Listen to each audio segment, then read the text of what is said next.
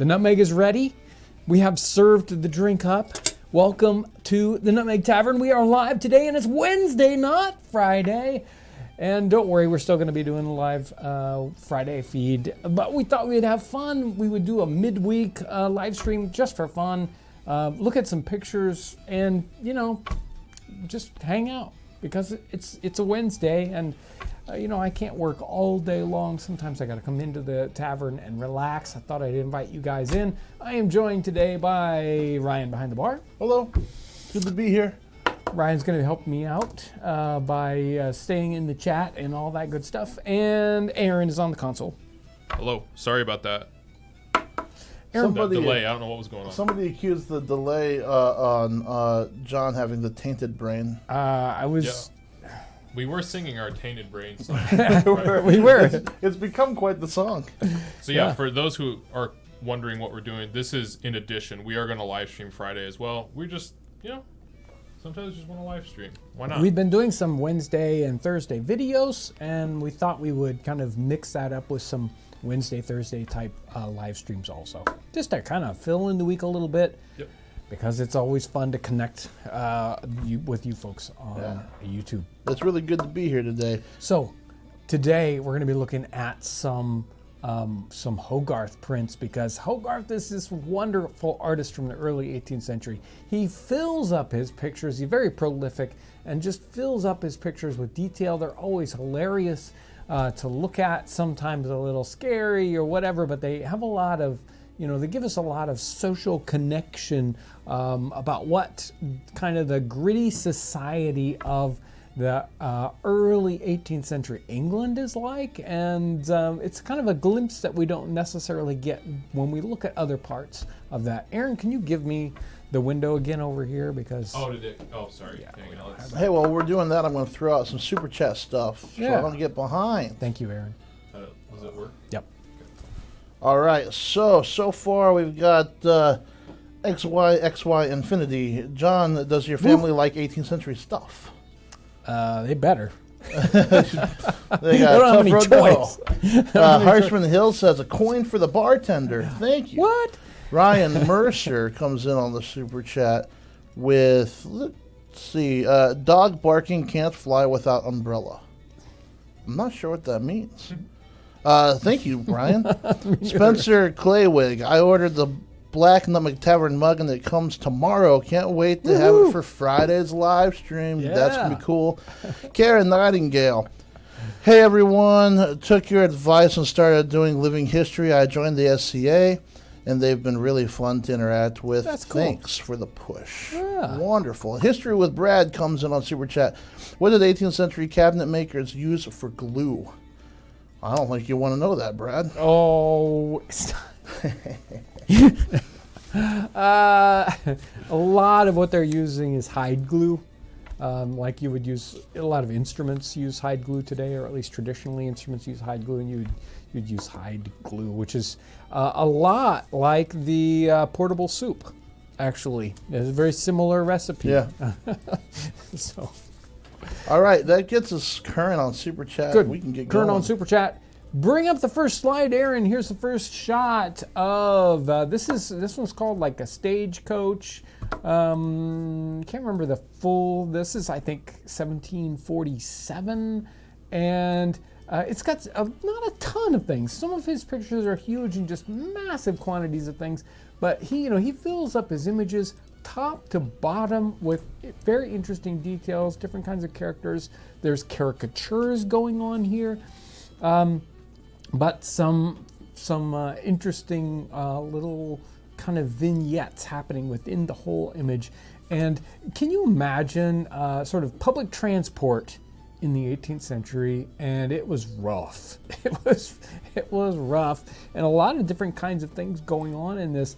Give me the next slide. It should be a close-up. Yeah. So it's not like people just fit inside of a stagecoach kind of situation, a coach.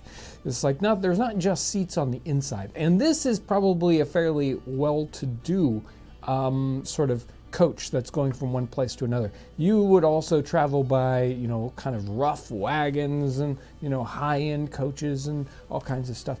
But we can see here that there are seats on the top. So these two guys have like sort of the cheap seats on top. If it rains, well, tough luck to them. And then there's the old woman in the trunk. She's sitting in the basket on the back. So there's another seat back there, another cheap seat. Got luggage in beside her and all this stuff. There's kind of caricatures of what's going on here. These top fellows, the one that's sort of facing us, he's a sailor, obviously, by his outfit. He's got on trousers, which in the 18th century, trousers aren't necessarily terribly rare, but generally in public scenes like this, about the only people who are wearing trousers are sailors. So farmers and other workers might be wearing trousers, but they're going to be wearing them in a scene where nobody's going to paint a picture of them. There's a kind of a down and out gentleman-y looking guy beside him, and go to the next image. Yeah, I love this this woman off to the side here. I don't know if she's selling drinks to people that are just getting onto the stagecoach. That's what I'm guessing. I don't think she could be selling tickets too, but she's got the bell and she's ringing it and it's loud. Everything's going on there. Could be this guy that's almost in the center here. Those guys might be exchanging money for tickets, or it's hard to say. A lot of people are noticing no old baby.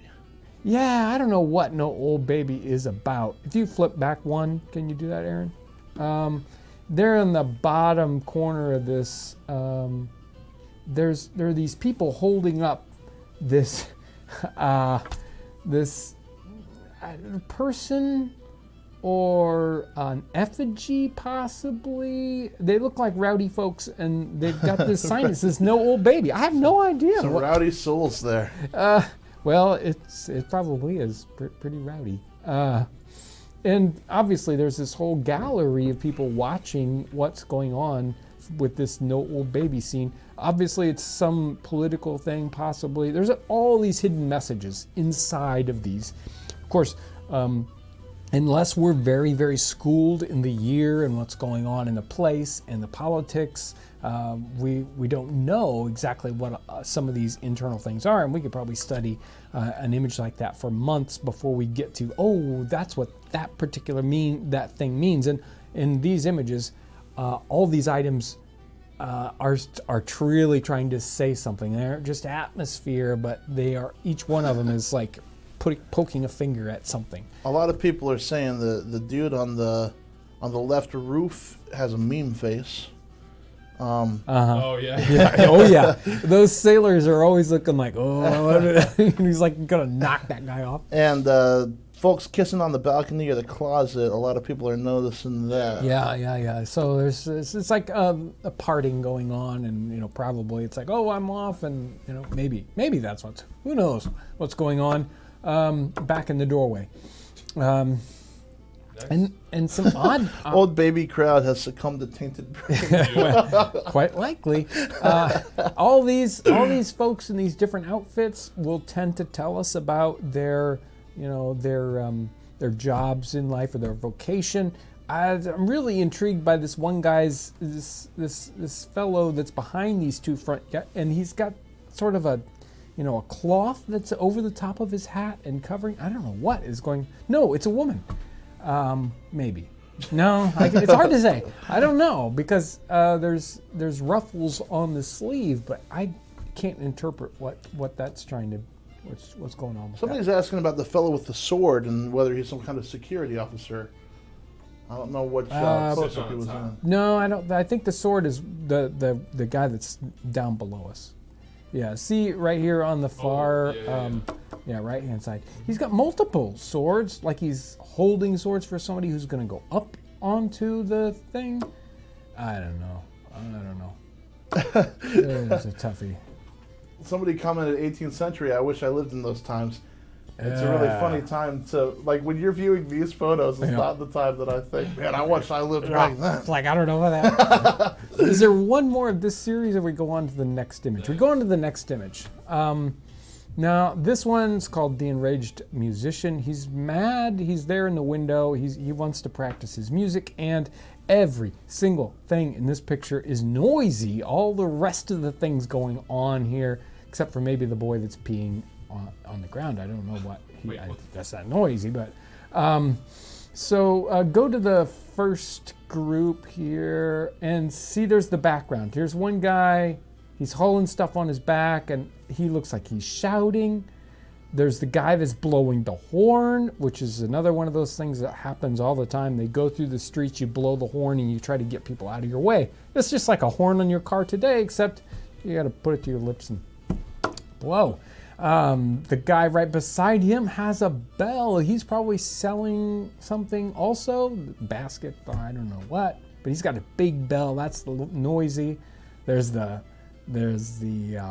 knife grinder here, and he probably just stopped, and he's grinding away, being noisy, and he was probably shouting right before that. We got a little boy with a drum. Go to the next slide there. Now here's the center of it, and this lady here in the center of the shot is really the whole focus of it. And she doesn't necessarily look like she's that noisy, but she is a street seller of looks like some liquid. So this big, vessel she's got on her head, it's even got a special handle so she can hold it on with one hand and balance it on top of her head. And there's even that cup, a measuring vessel that's slipped onto the side of it. So she's selling whatever, it's probably milk or who knows what. Some other liquid, more likely, and she's probably doing that standard thing, going down the street saying, milk for sale, banging on a kettle, causing all kinds of racket. Well, yeah, and this guy behind her is playing a shawm or some similar instrument, and they're just the noisiest, least musically, calm instrument. They're very, very, very boisterous instrument, and undoubtedly, well, that's the one person this guy's really looking at, going, "Why don't you be quiet?" So what's with the baby on the left? So go ahead to the next slide. I think there we can see. So we got another woman here that she's got the baby, and she's probably she's holding music in her hand. And it's one of those things that poor people would do. They would sing a song, and they would sell the music. And so they would, buy sheets of music and then go out and sort of sell you this sheet of music. And the baby's crying, and she's singing. And we've got the little girl down right in front of her, and she's got a battle rattle, or it's a noisy kind of a toy. So everything, I don't know. Again, the peeing boy, obviously he's the quietest person on the scene. Go to the next one. And even up in the very back corner of this image, there are cats fighting on the roof, and this person's probably sticking out of the chimney. It's just a chimney sweep. No, I don't know. They're not being noisy, but lots and lots and lots of noise. I love those cats up there. Yeah. What's our next image? Ryan and I were looking at this one. Once, so many people are commenting on how long the baby in the last one was. The long, skinny baby. Yeah, and go ahead. So long. Flip back to that one. Oh, we have one more. There we go. The baby is in. If you look around the arms, the child is bound, which is not uncommon in this early 18th century time period, where they would like the concept of swaddling clothes. So they would sort of bind those children tight to hold them still, and sometimes that would make them be less noisy. In this case, it doesn't look like it works very well. So I don't know what's going on with, whether it's just a super long baby or there's something else going on, or it's just whether the blankets were longer and so she just bound the whole thing up in a tube. I don't know. Wow. Okay, real quick. Some Yeah. folks are saying they need to get used to the new tavern schedule. Again, this is just an extra. We're still 4 o'clock Eastern on Friday, like always. We're just doing some extra fun stuff now. Yeah, we're going to try to do the Wednesday ones like maybe every other. It depends on how the video schedules goes. But we're trying to put out pieces on Wednesday, so sometimes there'll be a video, sometimes it'll be a live stream. Before we get back into more, is it Yeah. okay if I get some of these super Yes, chats go. Oh, taken yeah. care of? Sure. Okay, cool. Let me find where I was. Okay, we did glue, right? Yeah. This one is from Matthew H. Hey, John, will you ever restock this infamous Crimson Bond DVD? I would love to see it. Oh, Matthew, he's one of the Patreon folks. Is there an answer to this? No. No, I there's don't no, think that we'll ever restock that DVD. there's no plan to restock. We really appreciate you wanting to watch it. Yeah. Thank you.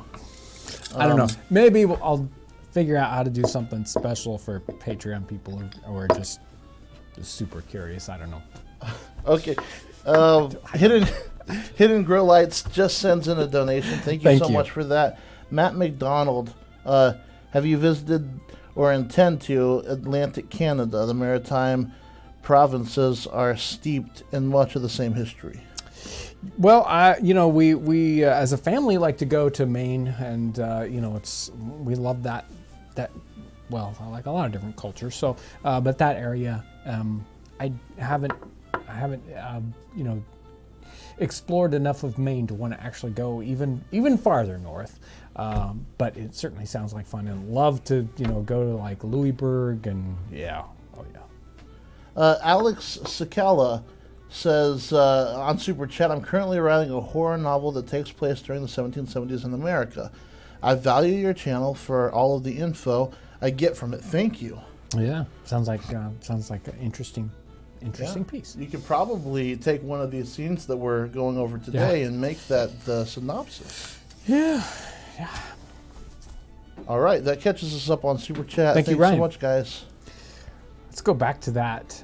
This is a scene from it's called The Quack Doctor. It's part of the Marriage a la Mode series, and this one is just full of fun, medicinal things. Multiple things are kind of going on here, and some of it can be a little hard to interpret here. But the guy with the long dark wig is the Quack Doctor, and he's got his doctor glasses there.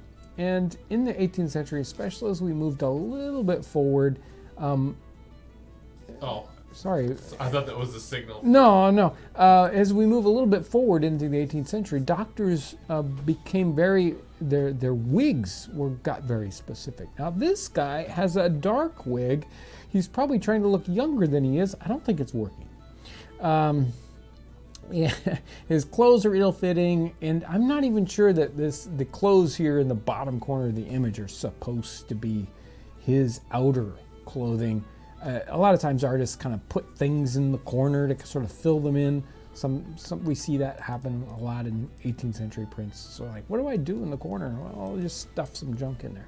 Somebody said, is that a skeleton in the closet? Yeah, there's a skeleton. There's maybe a cadaver. I don't know what's going quite on in that closet. I'm not sure. And somebody else asked, why is there a skull? He's probably looking at there's the early parts of, I think it's phrenology, where you study bumps on the skull to come up with ideas about health issues. Go ahead to that next. There we go. So this is that close-up corner of it. There's a printing press going on here. So he's printing things. I don't know. That's strange. There's this odd tool here again in the bottom for making something. But if we look in the background, through the open door that's in the upper part of that image, we can see that he's got other chemical processes going on there where he's making various liquids of who knows, dubious nature. And we can even see in this gentleman's hand, he's got a little pill bottle or possibly a snuff bottle. And if you even look at the waistline of the young lady that's right here in the center of this shot, she's got a pocket watch hanging from her chatelaine, which is one of those kind of stylish, and that's a small pocket watch, which means it's expensive. It's hard to get a pocket watch that's small like that. So there you go. Go on to the next frame. So there. crocodile on the ceiling is something that a lot of people are commenting on. Yeah, there he is, crocodile on the ceiling. So doctors are, part of what's going on with doctors is that they're also naturalists, and they tend to have stuffed animals and strange things going on in their, when they're trying to impress people. We've got, let's see, I don't know, strange animal, fake animals up there possibly. We've got a weird witch's hat. I don't know what that's about. We've got a giant comb with teeth that are broken. Again, I have no idea. It's wild up there. Yeah, the big head with the thing in the mouth. I don't know whether it's a sign. The giant bone. I think that's a urinal right beside him. And then there's the shaving, the piece with the kind of the chunk out of it, the dish with the chunk out of it. That's a shaving bowl. And I'm not even sure about the strange bulbous thing coming out of the bottom of the crocodile with paddles. I don't know what that is. Yeah, at first glance, like, oh, it's a light, but then you remember. Yeah, they don't have a light. Yeah. So I mean, it could be a bladder, but why it would be there, I don't know. Somebody just said this is spooky. It is. It is. This is that. Cover. This is that. Metal bit. It is. It's like if you want to do your gothic novel, this is right there. So go ahead to the next part of it. Right here, there's the shaving dish again, and this strange spirally thing that's connected here, right next to the fireplace. That's a narwhal horn. Sorry, somebody just said his office is also an Applebee's. That's a narwhal's horn, which probably was, my guess is meant to be like, possibly they ground it up and used it for an aphrodisiac or something, even though, I mean, it's just a big tooth. But anyway, strange wolf head over there, weird pictures of people with two heads or legs growing out of their back. This is fun stuff. He's got a bunch of medicines on the wall. Was there one more of this where we look closer at? No, we're back to the beginning. So, wow, let me tell you, weird, lots and lots of, symbolism and sometimes just straight up jokes, right? It's all these things are being packed into here. Hogarth certainly was willing to kind of go out on a limb and push things. His prints, I mean, he did a painting and then they would do an engraving from that, and then they would be sold for lots of different kind. It's like high quality ones, low quality ones, but they're kind of half art, half political cartoon, and sometimes talking about the moral issues of the day. We've covered the Beer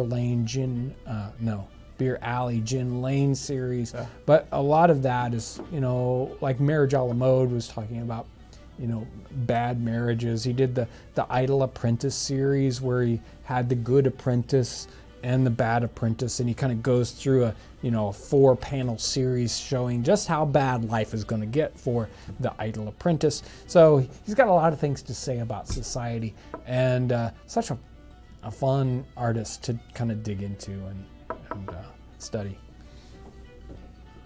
Man, there's so much in that, and people are really on it. So it's funny though because now we're like past these, and I don't have any real questions to ask you. Oh, that's all right. So, what are some of the necessities of living on homestead in the 1760s? Is one question. Yeah, 1760s homestead. I mean, really, when we look at homesteading in the 18th century, so it's almost the same as what happens as we go into the 19th century or even into the early 20th century. People still need those same kinds of things. Homesteads tend to be, to a certain extent, sort of self-contained and self-reliant.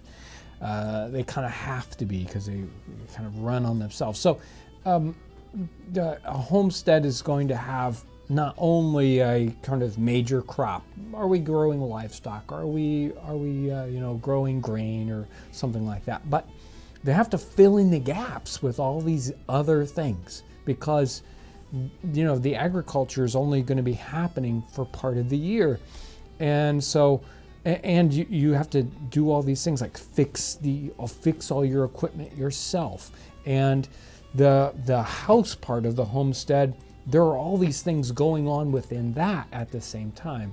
They're weaving, they're spinning, they're growing certain like garden crops to sell to other people. So it's a very diverse income and lots of different things are going on, and they are within communities of homesteads. They're doing all this interacting, which is just incredible when you can find some of these examples. And I don't have the Patton diary. Maybe I do. Yeah. I got it down here someplace. There we go. This diary of Matthew Patton, and this is from 1754 through 1788. This is just, his day-to-day commerce going on. And he's not necessarily homestead, but you definitely see what's going on a small farming community and how much interaction goes on between all these different people. They're sharing items, they're borrowing money from each other, they're borrowing equipment from each other, they're selling different things, and it's just highly complex commercial enterprise that's very interwoven. It's such a neat thing to, we aren't used to that. We have a job, we get the money, we go to the store, we buy stuff, and repeat. But nothing like that's kind of going on in the 18th century. It's just all these interlocking relationships. It didn't answer the question very well. You did fine. Do you think that the artist made a fair living in the time? Somebody like Hogarth is doing pretty well. There are a bunch of different levels of artists. He's making art that is kind of like taking a comical look. Or not comical, but he's kind of like shining a light on the times right then. Mm-hmm. And those artists can, like a lot of artists, they don't make any money until after they're dead. Yeah, but his was very relevant at the time, almost like political, cartoony kind of stuff. Right, and he did well because his was popular art. Right. So there are some people that are just doing, kind of high art, and either they do well or they don't, and maybe they get recognized in their lifetime or they don't. And then there are a lot of people, those kinds of artists, sometimes they have to support themselves with portraiture. So, it's like, well, there's the paintings I want to do, and then there's the paintings I have to do, right? And I think any artist still is doing that. Right, right. It's like there's bread and butter, and then there's the gigs you want to play, and then there's the paying gigs, Mm-hmm. Have you or anyone in your crew ever dared to try one of those old 18th century quote-unquote cures? Or are they just all alcohol? Awful alcohol for the matter. I wouldn't try anything I thought was going to harm me, that's for sure. So some of them, they're benign. You got this, put onions on your feet. It's like, well, okay. John sleeps with onions on his feet every night. I strap onions on my feet. Luckily, I don't seem to have very many of the things they're trying to cure. I don't have a problem with gout or dropsy or some of these other things that. Or tainted brain. Yeah, the smells that taint your brain. Away here. I use nutmeg for its tainted brain. Somebody just talked about you sipping your nutmeg broth. Yeah, exactly. How common was silk in the 18th century? It was an expensive import mostly, but they were trying to produce silk domestically a lot, and you'll even see references to North America in 17th century, 18th century, and they're like, oh, they got all these mulberry trees. Well, we don't have the right kind of mulberry tree for silkworms, but so they're concerned about silk. Silk is an expensive commodity, and there was a lot of it. Did you finish? Yes. Sorry. Yes. No, generally, I was really into reading these comments. How popular was sin eating, John? Ooh, I wish I knew that the sinner eater kind of a thing. I think it's completely a cultural, subcultural thing that goes on with different groups, and I don't know how prevalent it is for any particular group. There's not thing that gets talked about a lot necessarily. I mean, we find it really, interesting because it's so outside of our, current, concept that, it gets interesting, but I'm not sure it's necessarily easy to research or understand how prevalent it was. Yeah, that one's tricky. Maggie would probably have more information for us. But I don't think she's in here today because she didn't know what was happening. Right, we're tricking everybody. Yeah, again, this is a special live stream. We're still going to be on Friday at 4 o'clock. What kind of job do you think you would want to have if you could pick a job to do back then? So we've had this question a lot of times, and I think I would want to make YouTube videos and anything.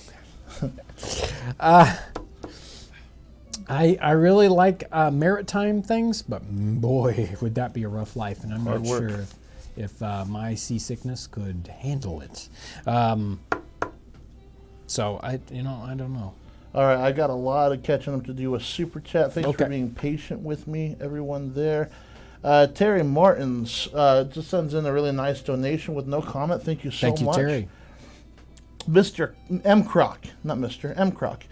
What did they do about ticks in the 18th century? Are there ever any mentions of them in period writings, travel journals, etc.? Yeah, they talk about ticks a good deal. Nicholas Cresswell talks about ticks. Peter Kalm talks about ticks. So, I mean, generally they pick them off of themselves and they complain about them and think they're just horrible and disgusting. Which they are. Yeah, but I don't think they necessarily were as obviously concerned about them carrying disease. They didn't realize that it was anything more than, the slowest mosquito in the world. So, yeah. But you definitely hear about them complaining about ticks. Adam Allison on Super Chat. Were there any forms of chefs, restaurants, tours of the time period that attracted travelers from afar and gained international acclaim? Is it just tours, or is chefs, tours, restaurants, is all that? I think, yeah, right. Restaurateurs, chefs. Restaurateurs. Yes. Yeah. So, famous people opening restaurants and becoming a destination spot. Generally, those it's more of a captive audience on the chefs and somebody who's a super good cook person. That's not really the word I want, but that's usually they are in the employ of some rich person, and so that's that restaurants aren't really quite a thing in the 18th century the same way we think of, and definitely not in the high cuisine sort of way. That's happening in the high society households. What was the earliest type of alcoholic beverage in North America? Do you know? All the standard things are common. The earliest is hard to. It's like, well, I'm sure that, they had things like beer, in the Mayflower as it comes over, and in the ships that come over in Jamestown. So, but immediately things are getting traded. Wines, items that are like brandy are coming in, and beer. Although beer is a little tougher, it especially early. It doesn't transport for long periods of time the same way as when you create a highly hopped beer, which lasts longer in the barrel. So, and when they get here, things like cider especially become very popular. And of course rum, that's after the West Indies trade happens. Are the skeletons, well, let me see here exactly how they worded it. Are the men in the back of the closet allegorical? The skeleton with his arms around the men has a real dance macabre? Macabre. Yeah. Macabre. I've always had trouble pronouncing that word. Thank you. Yeah, so I think he's playing with a couple of different ideas. And the idea that a quack doctor is going to have, or a regular doctor is going to have skeletons, he's going to have cadavers, although he probably would keep them hidden, and things like that, because doctors need to practice on things. So, or have references to, it's like, oh, that bone goes there, you know? So they have those visual aids so they can go and look at them. Or even maybe in a skeleton situation, explain something to a patient, maybe to get a better fee. It's like, well, maybe if I explain this, say, oh, your bone's broken here and here, I can make more money. Aaron Howitt is on Super Chat. It says, a question after watching Kitchen Pepper. Have you heard of spice bush? It's a native to southwest Ohio and was a common replacement for nutmeg, allspice, etc. during 18th century. I keep some on the spice shelf and it is lovely. Well, since nutmegs don't grow around here, I'm going to have to look that one up. Because... to southwest Ohio. Huh. Okay. And I was just reading the other day, normally I don't go all the way back into 16th and 15th century, research beyond just, scraping the surface to see how it relates to the 18th century. But nutmeg is just, in Europe as a trading thing, it's just really went back a long way. Those guys, they needed their nutmeg. Doggo Man is on Super Chat. Finally back. Kitchen Pepper works awesome. Autumn Falls is in Super Chat. Autumn Falls 89. Would love to see an episode on sod houses. Yeah, I think that some of these sod things, in fact, I've seen some kind of a sod house reference for the 18th century fairly recently, but it's not documented nearly as much other than just kind of references. Nobody's going to talk about how they built their sod house. And sod houses become popular when that frontier, that kind of bleeding edge of people moving out west gets to a spot where there aren't trees. So you got to build your house out of something. Well, I'm going to stack up these sod blocks and build a sod house. But east of the Mississippi, we live in tree land, and there's really no point in kind of digging up sod and using that because we don't have as much sod. We got tons and tons of trees. Yep. Somebody in the chat just said the image from the Nutmeg Tavern would make a nice print. They said in all caps, like they really wanted us to see that. So I'm reading it. Jer Letonen, I think, says big thank you from faraway Finland. Thank you very much. Yeah. Wendy Carr, thanks for the extra fun. That was from Super Chat as well. Doggo Man, again at Super Chat. I have my 7 times great-grandfather's journal when he explored the woods of western New York and modern-day Vermont. Shoo. If you'd like a copy, I can send you one. I would love to see awesome. that. That would be really neat. Speaking of style, Tony comes in on Super Chat. How well did the dye keep in the hat coats back then? Hats and coats, excuse me. Easy fade or color fast? Well, it's hard to keep them from fading today. I doubt that they held very well. It's amazing how most of the time I'm wearing a brown hat. You'll see me wearing a brown hat, but it seems like most of the hats in the time period were probably black, but it's really hard to dye felt this black. I don't know how they do it. Some kind of really difficult thing, and I have no idea exactly. It's not something I've been able to easily research for just how they got that super rich black color for hat felt in the 18th century. It is hard to do. So some there's even some difficulty at times understanding what color, let's say, what color military coats really were when they were issued, because all the examples we have are 200 years old, and the colors have oxidized and changed their color. And some of them, like the reds, really have changed color. And the only way you can find the original color is by opening up the seams, and even then you're not sure what the original coat's color was. Vladimir says in Super Chat that aniline color of your jacket looks somewhat wrong. Too saturated? ? They were able to make some amazing colors and now again, how long lived were they? We don't know.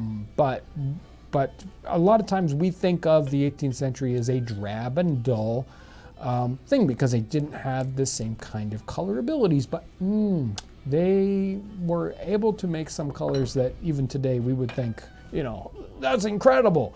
And I don't think this is necessarily out of the gamut of the possibilities in the 18th century.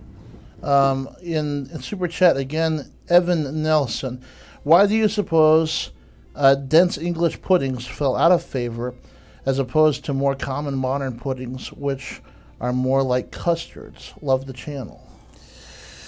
Yeah, part of it is the cooking equipment that they had and the evolution of what's going on in the kitchen. So the boiled puddings that we think of, that I think of, typical 18th century boiled pudding. You make this super dense thing with suet in it and all this good stuff, and it's just like a softball that you cut into, Right. super dense, but fun and yummy and all that. But you boil them, and you boil them for hours and hours, like 4 hours. You boil this pudding.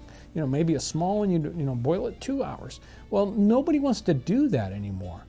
So making a pudding or a custard is very quick. Well, I think, smoking is super popular, and that takes forever, right? So I don't You know mean if it's smoking just- meats? Yeah, right. I thought you were- No. But it takes forever. It's like, low and slow, right? Right. That kind of cooking is super popular again. Yeah. I just wonder if people don't know that these puddings are there now and because they're not afraid of cooking for a long time. Yeah, but it's like all of a sudden the kitchens in the 18th century, or as you go into the 19th century, you move away from the fireplace with the big kettle to a stove top. It's all up here, and you've got much more controlled heat in this surface, so it makes these cooking other things much easier, and you get a little enclosed oven that you're able to bake in, which you didn't have in your fireplace. So you naturally move and change the kinds of things you cook because certain things are much easier to cook this other way. Yep. So the idea that a boiled pudding would go away and get replaced by something that you could make on a stovetop with your saucepan, or the baked puddings, which are coming in exactly. You see them. It's like half the puddings in a recipe book are, you bake this one, or you boil this one, or sometimes it says you can bake or boil it, right? So they move away from the dense boiled puddings to these other ones because of the equipment and possibly just straight up fashion. That's old fashioned. I want new fashion. JPG comes in on Super Chat and saves the day because we forgot to talk about this. Are there any mugs available in the store? I'd like to get the Stag. We still have some of these. Stags work. We usually save for Christmas time. So we will have the Stag mugs. I don't have one that I can. Do you have one? There's a Stag. There's a Stag mug back there. You can flip to that one. You want to show them that one? I put a link in the one. There you go. There's a Stag mug. We will have some of those for Christmas time. We've got some of these that we call root beer float. I think there's still some available. There should definitely be some of these matte black. Oh, they're cool too. Those are my favorite of the ones we've done recently. And find that one. That one's on there. Right, and we even did some of the throwback logo, some of the old style logo with this cool chestnut and mossy green So those are fun. So all those are currently available. Thank you for bringing them up. David Dinelli comes in on Super Chat. Thanks for the extra live stream. Have a great week. Yeah, thank you. Thank you. Somebody in the chat was just asking, was like, what's up with this bone on this barrel? Well, let's see. Which picture was that? Go to the. They're talking about No, I know. Oh, okay. I know. Go back to the third, almost the last picture. Hold on. He's got a. Well, I got it. It's a slideshow, so I got to transition over, and Don't worry about it. There was a big bone in that. Well, that bone is from the zombie video. So it's an Easter egg. I didn't know that. Yeah, that was in the zombie video. So somebody asked if we missed the Super Chat about the journal. We didn't. The 7 times great grandfather journal. Yeah, if you want to get in touch with us, that would be really great to see. Thank you so much. I think it's about time to say goodbye. Yeah, it's been a great Wednesday. Always love getting together with you guys and Aaron and Ryan. We're talking about the pictures, and there's so much it's so deep and interesting about what's going on in the 18th century. Funny, sometimes we can totally connect with it, and other times it's just alien. It's an alien world to sort of discover. So there's you can just keep digging, and it just gets more interesting as you go. So I'm glad you guys have come along and explored that 18th century with us. It's always a lot of fun. We get a lot of just amazing support, Patreon people, Super Chat folks, people going and looking at merch, mugs, and all that kind of good stuff. So all those people help support us. But if you just watch the videos, you give it a thumbs up or you share it, you're helping as much as anything else. Really, we could not do it without you. And hey, I hope you have a great evening. Thank you so much for joining us.